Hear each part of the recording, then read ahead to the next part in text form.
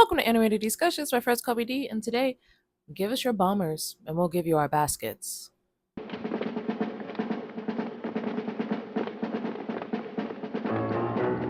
The Battle of Algiers is set in the 1950s and 60s, depicting the guerrilla warfare tactics used by the people of Algiers fighting against the French government in order to gain their independence. This movie stars Bahim Haddadi, Jean Martin, and was directed by Giulio Pontecorvo. As stated in the movie, not even 1 foot of newsreel or documentary film is included in this picture. Keep that in mind as we talk about this film. For a first quick opinion, I was shocked that this movie isn't banned in the United States. With how much violence there is against cops, I was convinced that this movie would be a barred movie, and then I found out that the American military uses this movie to study guerrilla war tactics. And I was like, there we go. I get it. I listened to a few documentaries about it, and what was so interesting to me was that this movie used to be this herald of what happens when the people who don't have as much resources as the government fight for what they believe in. And since 9/11, it has turned into propaganda of this is how violent Muslims are. And it's been very twisted and misconstrued into this almost fear-mongering movie of like, this is proof of how dangerous these religious fanatics are. But if you watch the movie, yes, it's violent. It's about a battle, but it's also showcasing people genuinely just trying to have their freedom. They've done everything they can and no one's listening, and now they're tired. They want to fight for their freedom. They are occupied. This is their home, and people who are not from here have occupied them and invaded them and are now telling them how to live. And they just want to feel safe in their own home. And that is not an insane thing to fight for. So for it to be turned into a fear-mongering movie of this is why we need to fear Muslims, because look at how violent they are. They've been this way since 1954. That's insane to me. What's crazy to me about this movie is that it gives me Les Mis vibes.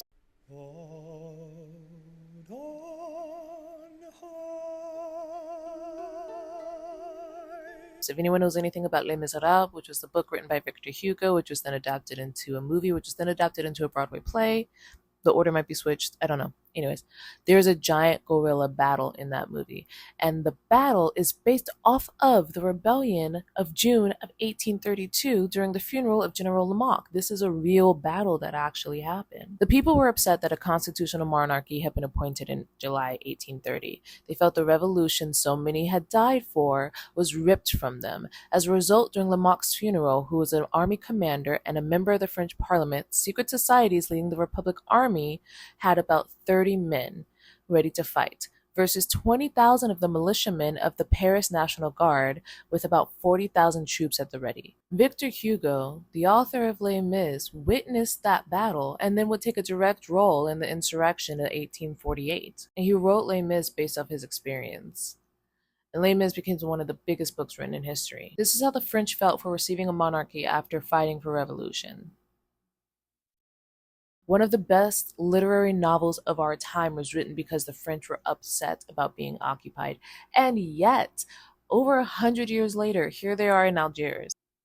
It is not lost on me that the French, who were upset about their lack of democracy, would forget that pain a little over 100 years later for the people of Algiers. We hear all the time how those who forget history are doomed to repeat it, but I think we don't always realize that you can repeat it, you would just be on the other side of history. And there's a very real case of the oppressed becoming the oppressor a lot of times. A lot of times they do remember that pain, but it's just making them decide that they're never going to be that way again, so instead they're going to do it to someone else to make sure they're safe. And you can see that here. You can see that in the Battle of Algiers versus the Battle of June of 1832. The French are in both battles, and in one side they are the small underdog, and in the next side they are the oppressor. And it just blows. It's fascinating to me. I have a lot of thoughts, but I'm not going to get into all of them. But I have a lot of thoughts. As far as storyline, there was one storyline point that was very confusing for me. Alain Lapointe is considered the hero of this movie, and in my research, he's considered a hero in the history of the Battle of Algiers. What was fascinating is we didn't see a lot of him. There was one point in the movie where I even forgot about him.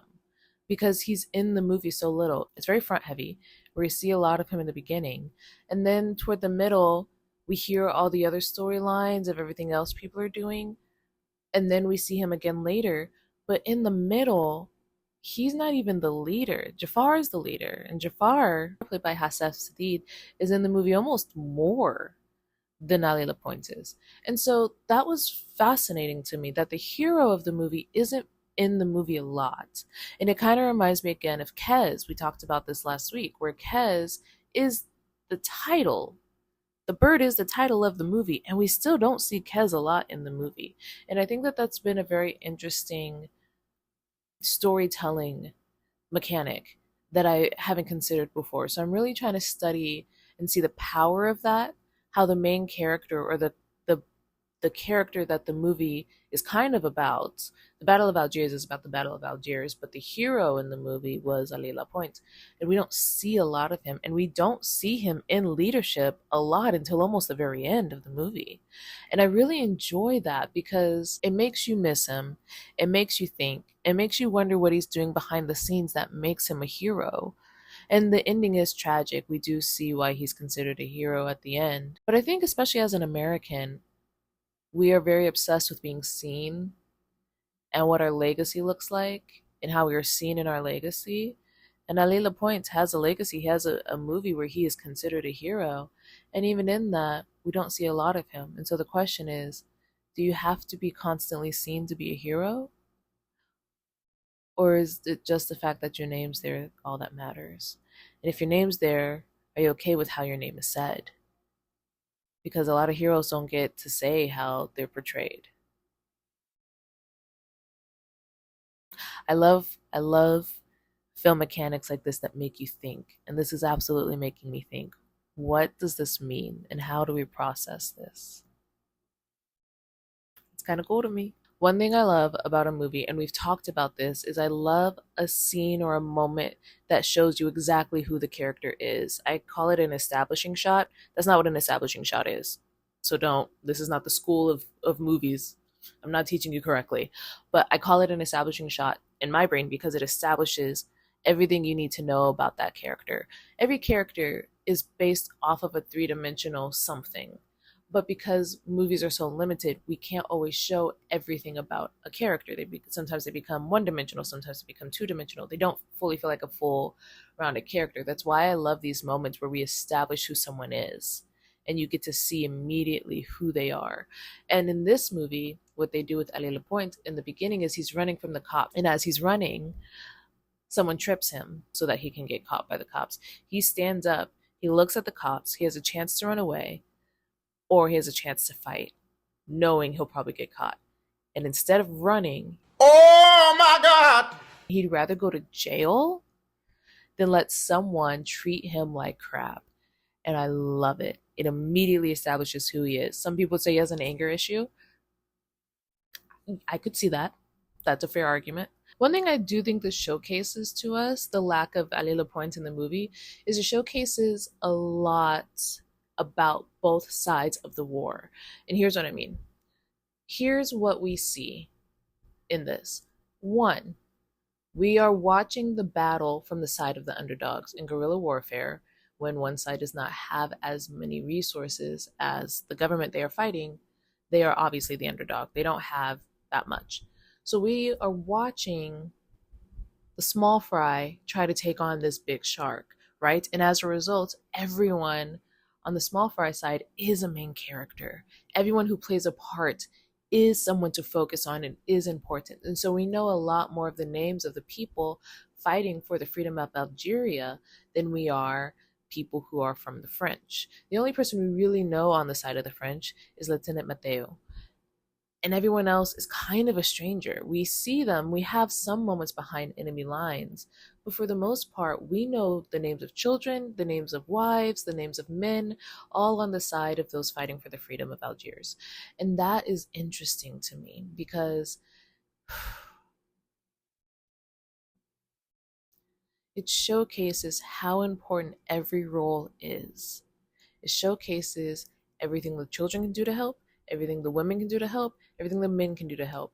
No resource is left ignored It's, for lack of a better term, it's like putting duct tape on a rip. You know what I mean? You know how some people say duct tape fixes everything? In guerrilla warfare, you have to be creative. Everyone has to play a role if you're really fighting for freedom. And I love that it's showcasing, yes, Ale Lapointe is considered a hero, and he's technically kind of our main character in this film, but everyone here has done something extraordinary in fighting for this freedom. Guys, I sound like a broken record every time I do a video, which is fine, but I love filmmaking, and I love what it teaches you if you're willing to listen. And I love what it teaches you even when you're not paying attention, because we're all influenced by the movies we watch. We just don't know how much until we say something later or we see something later and we're like, where'd I get that from? The character development in this movie falls solely on the country of Algiers and not any one person. No character really goes through a change of values. They all fight, believing that they're on the side of right for the most part. And the change doesn't really come from maybe this is wrong, maybe I should do this. It comes from watching how the country as a whole changes. So the character development comes from how the country starts to change. And it's very beautiful. It's very rich. You can see the people who felt safe and secure suddenly at a loss for what to do, looking for heroes to fight their battles. And you can see those who felt like they never had any power suddenly start to feel like they're in control as they fight to work for their independence. And I know this can come off as a little controversial, but if you watch the French, it's very interesting. They see all these ambulances pass by so in this restaurant. They run out to see what's going on and then they come back like, oh, I hope everything's okay. And then later they're cheering as the heroes or the military are coming to save them. And then on the other side, you see children teaching adults how to read, women planting bombs. And so there is this removal on the side of the French for waiting for someone else to clean up this mess. And then on the side of the Algiers, there is this everyone matters in this. We need all hands on deck. And I mentioned that a little bit earlier, but you can really see how they showcase that and see the difference. This movie did not have a lot of professional actors in this movie. In fact, a lot of the people came from Algiers and were part of the rebellion. This movie was made so close to the end of the war that it wasn't allowed to be seen in France for another 5 years. This is different than Schindler's List. When in Schindler's List, Spielberg got to talk to a lot of the survivors Schindler saved, but they weren't necessarily in the movie. This movie had people who were so passionate about this battle that they were willing to reenact it and actually tell the story there. And that's insane to me. Are you kidding me? Are you kidding? To grab people who went through it to reenact these. Consider my excitement not contained. This is insane. I feel like I'm vibrating. This is just to be so passionate that you were like, yes, let's tell it again. We just finished. We still have work to do. They won their independence. They're like, yeah, what do you mean we're done? We've just started. Winning is easy, young man. Jean Martin, who played Lieutenant Matteo on the side of the French, was the only person who had had a lot of movies under his belt. He was hired for this. The lieutenant was a very interesting character to me because you can tell he was just doing a job. He was given an assignment, he was methodical, he wanted as few casualties as possible, but he knew what needed to be done. And it's very interesting because it made me respect him to a certain degree because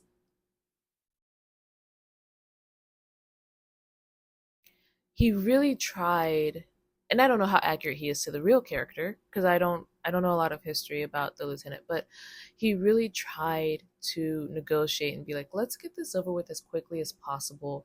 And it wasn't necessarily that he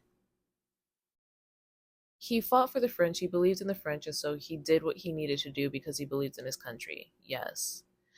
But it did not seem like he looked down on the people of Algiers. If anything, anytime anyone diminished what they did or said, he would defend them in a sense and say, like, this could have been this could have been this. Don't underestimate what you're watching right now. And that was fascinating to watch. It was very interesting to see how how seriously he took his role, but it didn't feel like it was coming from passion. It felt like it was coming from responsibility. And so there didn't seem to be a hatred for anyone in this role. There was just an idea of, let's get this done because we don't want more people to die. And it brings back this very complicated conversation, right? Of like, just because you're on the side of my enemy does not mean you're a bad person. There's a lot to unpack there. But I think the lieutenant can make you think about that as you're watching his role. It can also come off as indifferent and blasé, and I can see that too. But I do think he cares about minimizing the casualties, which I think is a huge thing. Not, I think it's very easy to get jaded and numb to war to the point where it almost doesn't matter. But he tries to minimize the amount of death, and I think that that's an important thing to acknowledge. Now, we can't ignore that he also chose to torture people. That also happened. So nothing's black and white. À mon tour maintenant de poser la question. La France doit-elle rester en Algérie? Si vous répondez encore oui, vous devez en accepter toutes les conséquences nécessaires. Crazy moments in this movie. One was knowing you failed your team. The first scene in this movie is so sad because you see someone who has been tortured and he gave up all the information, and you see the devastation in his eyes for having done it, the guilt, but he was in so much pain. Whew. You see a lot of betrayers who tell, but you don't see a lot of people showcase the guilt. A lot of them are like, yeah, I told for the reward or the freedom or to not get my fingers chopped off. But you don't see someone who tried to endure and ended up spilling the beans and feel that guilt. And that's one of the first times I witnessed that in film. And that was very powerful to see. And like you could see people giving him coffee and giving him clothes and he didn't want any of it. And they're like, it's too late, my guy, you spilled. You can't go back now. And that was a very intense moment. Another moment, the guillotine. I forgot that the last time the guillotine was used was in 1977. So to watch a guillotine in this movie is insane. Also, did you know that sometimes they would have to chop someone twice because they didn't clean or sharpen the blade? The guillotine wasn't just used for medieval times. Like, this is insane to me. The fake out. One moment that made my jaw drop was when Ali's first assignment was to assassinate a police officer. And as he's ready to do it, he goes and the gun is empty. It's just empty. And it was a test, but like now everyone has seen this guy's face and knows that he's trying to assassinate police. What a test! What a test! What if he didn't get out free? There's gotta be a easier test. Isn't there a test before the test? Like that was like a final. Give him a midterm or something. It was wild. I wasn't ready. Was not ready. Another moment that is intense to me is the willingness to kill a friend for the culture. Listen, I've had a few besties in my life that our values stopped aligning and we just had to go our separate ways. That's great. They're living their life. I'm living mine. We're both happy. I have never once thought about offing them. Never once considered, maybe I should kill them for the culture. That is just not something that I've ever thought of doing before. And what's fascinating is this movie breaks my brain because it makes me realize the things I haven't had to consider. I've never once considered, this person's kind of dangerous to our society. Maybe we should kill them to be better. I've never had to do that. And honestly, I don't know that anyone should really ever have to do that. I don't know that that's a thing that should be thought about. But it showcases how little I've had to think about certain things and how protected I actually am. You know, as someone who's had a hard life, I would consider hard. A lot of people who've talked to me about my life would consider it hard. I never realized how sheltered I still am. There are some things I've just never had to think about. And one would argue no one should have to think about this. But it's still, I love this movie because it makes me realize there are things that I'm not fully aware of, because you're aware of war, even if you've never been in the middle of it, and your mind can kind of comprehend kind of that pain. If you haven't been in it, you can't fully get it. There's no way. But there are things that I haven't even thought about. Never thought about killing an old friend because they're not safe for the people around me. And so it makes me wonder, how many more things have I been sheltered from? You know what I mean? This movie's insane. One thing I will say is, even though Ali isn't in a lot of moments in this movie, he's in most of the craziest ones. Like, homie is wild.